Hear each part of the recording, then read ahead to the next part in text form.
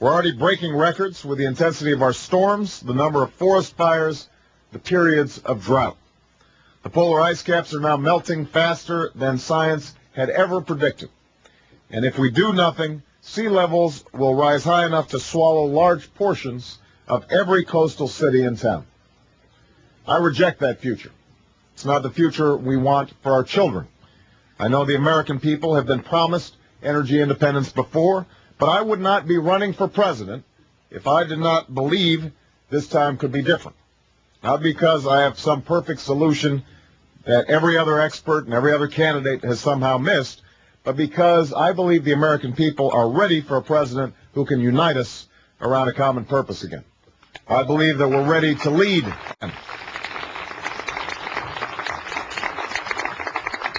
From the moment I take office as president, I will call together scientists and entrepreneurs, heads of industry and heads of labor, Democrats, Republicans, and Americans from all walks of life to help develop and deploy the next generation of energy that will allow us to build the next generation's economy, create millions of new jobs and entire industries right here in the United States.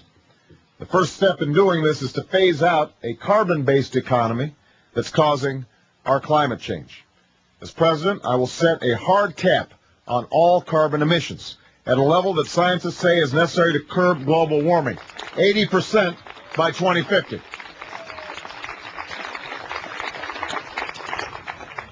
In addition, all polluters will have to pay based on the amount of pollution they release into the sky. The market will set the price, but unlike the other tax and cap and trade proposals that have been offered up in this race so far, no business will be allowed to emit any greenhouse gases for free. Businesses don't own the sky, the public does. And if we want them to stop polluting it, we have to put a price on all pollution.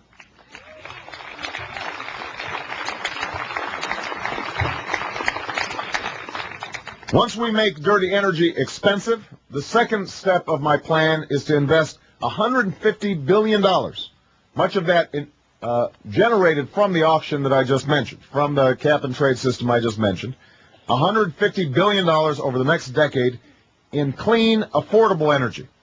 That starts with the next generation of biofuels.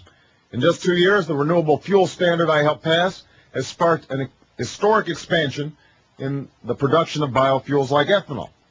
But the truth is, corn ethanol is neither the perfect nor the permanent answer to our energy challenge.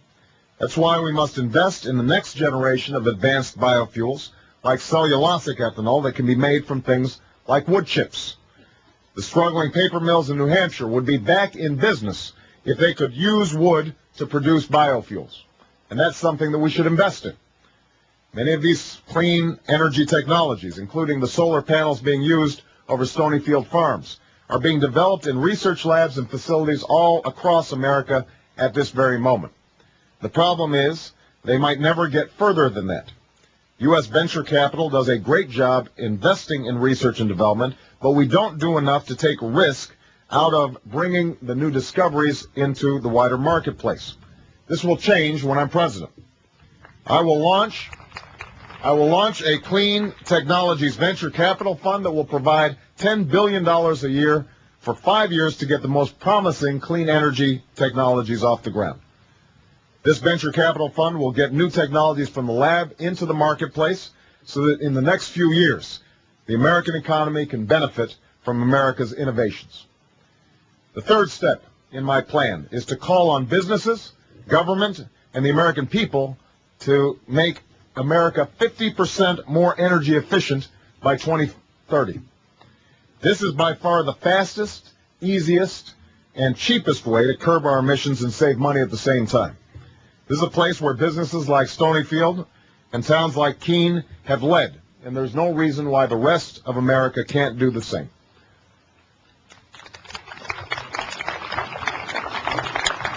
Finally, there is one last step I will take as soon as possible. From the moment I take office, I will let it be known that the United States of America is ready to lead again, that we are